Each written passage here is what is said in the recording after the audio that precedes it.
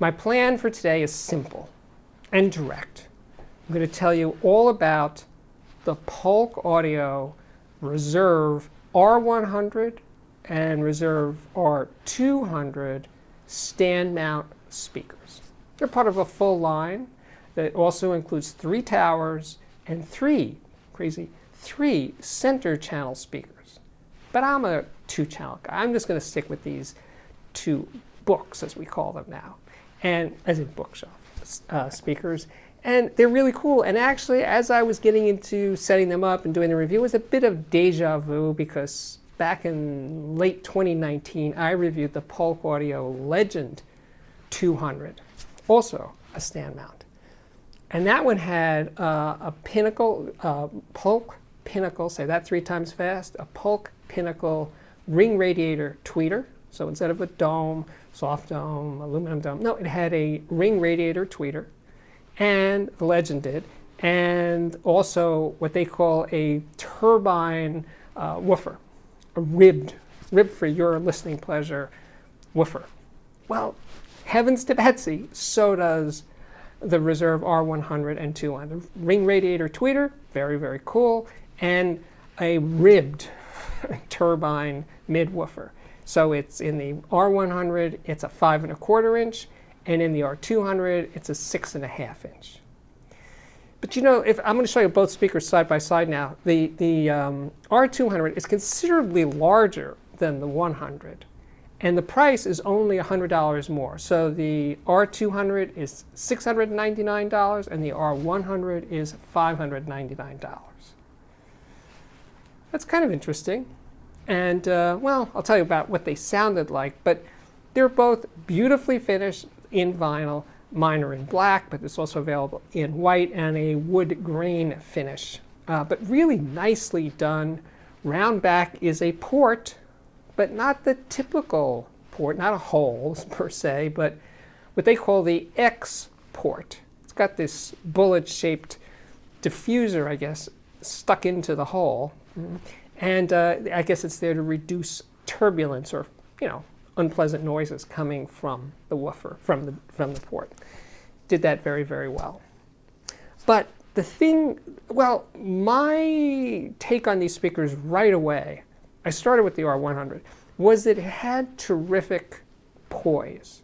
It was very clean, very neutral, sort of just right down the middle kind of design, right down the middle kind of sound.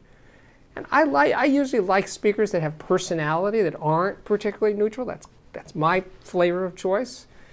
But I respect speakers that can be uncolored, to use that word, and neutral and clear and clean, and just go about the business of presenting the music. And that's what the R100 did.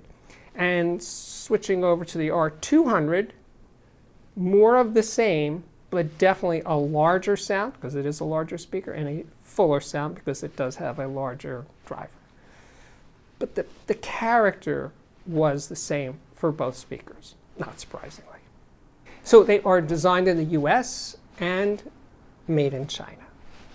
Now, the rest of the system that I used to do this review consisted of the Denon PMA600NE integrated amplifier, and also the Schiit Bifrost multi-bit, and an Oppo BDP105 Blu-ray player used as a transport. I only played CDs for this review.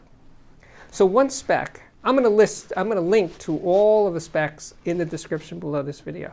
But one spec that jumped out for both speakers is the lowest range of the impedance dips down below 4 ohms. So using an amplifier, I keep saying this over and over again, it seems lately, that can happily handle 4 ohm loads would be a wise choice. And over the course of this review, I compared the R100 and 200 to the B&W 607 S2 Anniversary Edition stand mount speaker, which is $699, and also the Klipsch RP600M, which is $629. So they're all pretty much in the same price range, but they do sound different. They absolutely do. The B&W and Klipsch compared to the POLK. So for music, well, sometimes what I do to pick music is I just reach out and grab something and I go, yeah, okay, that's what this is. This is Bell and Sebastian's Third Eye Center. Now this is sort of a compilation record, or things that never appeared in other places, B-sides, whatever. And it's bubbly, it's pop music, but it's good pop music, very jaunty. It's like summery sometimes, feels like summer music to me. And the rhythm section really kicks, really, really good. I think of them as a little kind of lightweight sometimes, but no, they got some oomph going on in their sound.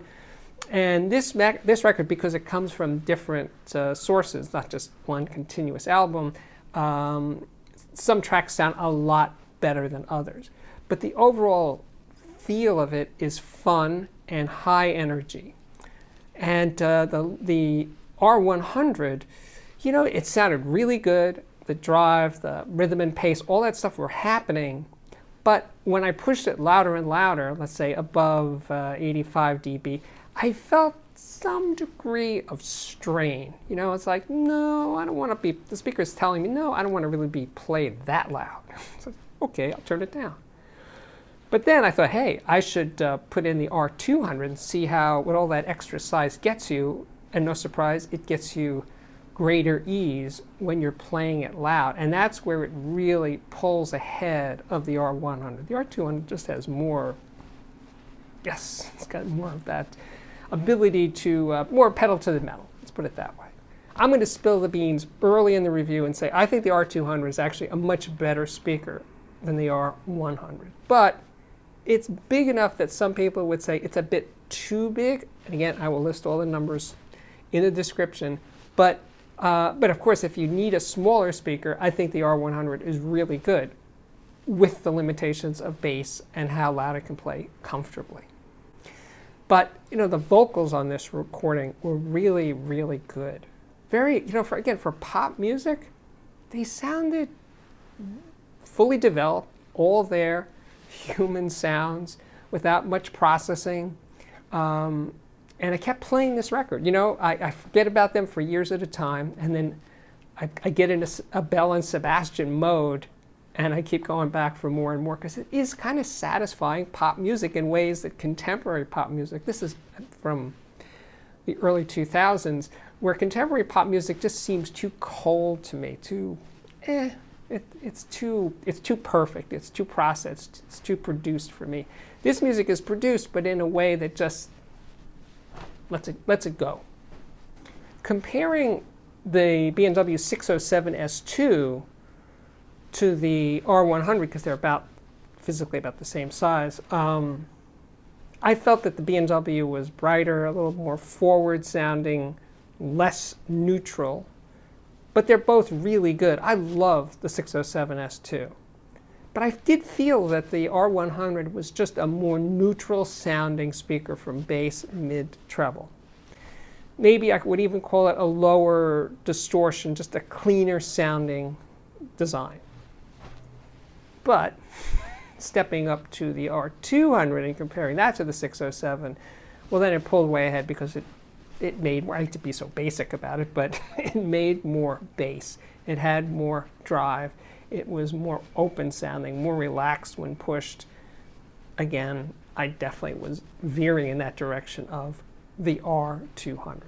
Over the course of this review, I started getting into I pulled out my Clash records. I love that band. Oh, I thought they were of the late 70s and early 80s. Yes, they felt like a rebirth in some ways of the 60s. Like the Clash felt, for that little slice of time, very little slice of time, they felt like they were the Beatles. They were the Beatles of then, now, you know. They just had this energy, this excitement. They had the look. They were political in the best possible way. They just came out and just played their asses off, and it was so exciting.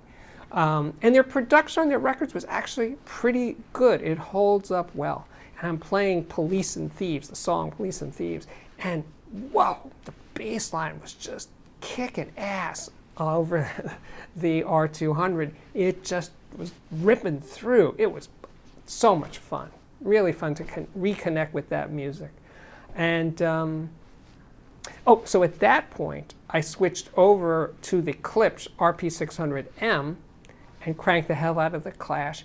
And what was very clear was that dynamically, now the Klipsch is known for its dynamics, it may have had a slight lead over the R200, but in terms of transparency and purity and that sort of thing, and hearing into the mix more, the R200 pulled ahead of the RP600M. So that was kind of a nice surprise, because I have the highest regard, as you may have noticed, for the RP600. But this time, I think the R200 more than held its own. It also made deeper bass, just more rock rib bass, just had more control over those low frequencies.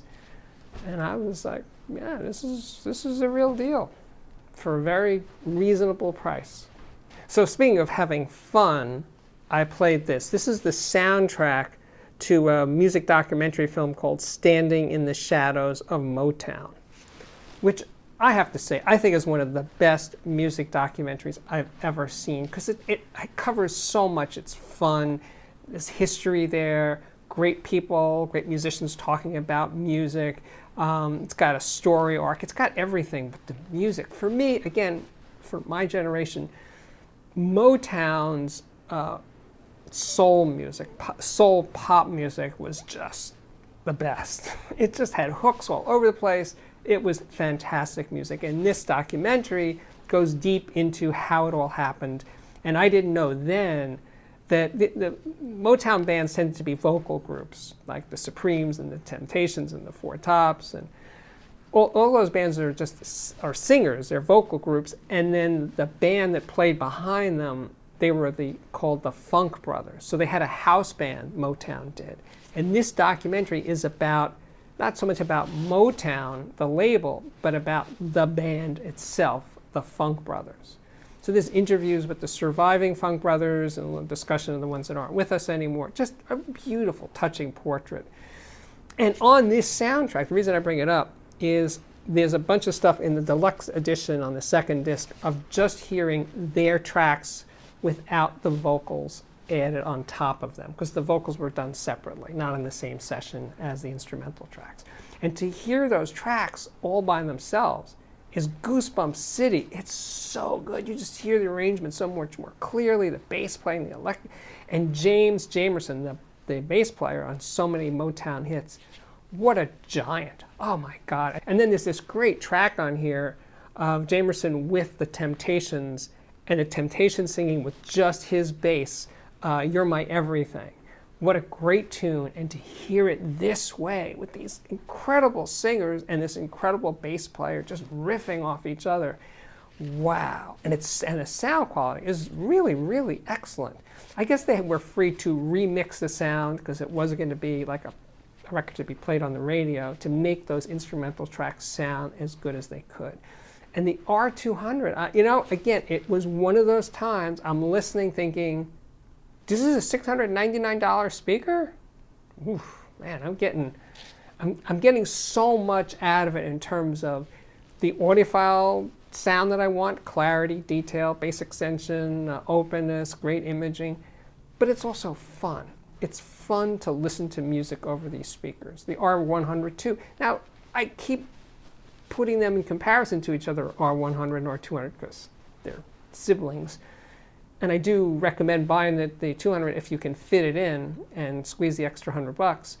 But the R100 is no slouch. It's a really, really, really good speaker, as long as you're not going to party to it, or if you have a big room or something. And it's a really small room and you're not going to play loud, the R100 will do you proud. So I think you get the gist. I like these speakers. I really, really do. And in some ways, I feel more excited now than I did in late 2019 when I reviewed the POLK Audio Legend 200. That was a more expensive speaker. That was about $1,500. I wanted more from that, and it was really good, positive review. But I'm more excited about these because they just can be available to more people. Speaking of people, my name is Steve Guttenberg. This is and continues to be the Audiophiliac Daily Show. If you like what I do here, please consider subscribing to this YouTube channel. To do that is really simple. You just hit that button right there. When you do, hit the bell so you'll be notified every time there's an amazing new episode. After that, I can tell you that you got to check out the Patreon. It is the hip happening thing, and you can find it at patreon.com/Audiophiliac. And after that, I can tell you more speaker reviews. This one review isn't enough. You're not satiated with just one speaker review. You want to watch 3 or 4 or 5 in a row? Check out the playlist for speaker reviews right there. And I think I got 100 speaker reviews for your satisfaction. I also have electronics reviews and music reviews and headphone reviews, not to mention, but I will, interviews with so many cool people, including one of the greatest drummers working today, Steve Jordan. That is coming up very shortly, I think on Monday, this coming Monday. So definitely check that one out. So now I will say thank you so much for watching, and I really, really do hope to see you back here again very, very soon. Bye-bye.